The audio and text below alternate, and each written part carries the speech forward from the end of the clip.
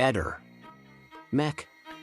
Pallister. Il giudice Luigi Dainotti, con l'ordinanza del 13 giugno 2023, dispone l'esecuzione di una nuova consulenza medico-legale, al fine di descrivere e accertare le lesività riscontrate sul cadavere di Liliana Resinovic, la loro origine, il mezzo che le ha prodotte, la loro adattabilità e ogni altro elemento utile a qualificare il decesso come conseguenza di un'azione suicidaria o di un fatto attribuibile a terzi. Inoltre, con la stessa consulenza medico-legale verrà verificato se la lesività al naso è correlata alla frattura definita dai consulenti del PM come probabile e antica. In considerazione della delicatezza della vicenda, viene ipotizzato che alcune persone iscritte nel registro degli indagati potrebbero essere contattate con un avviso di garanzia, tra cui il sedicente amante Claudio Sterpin e Sebastiano Visindin, per false dichiarazioni ai PM, potrebbe essere raggiunto da un avviso di garanzia Claudio Sterpin, oppure, come atto dovuto potrebbe finire nei guai Sebastiano Visindin,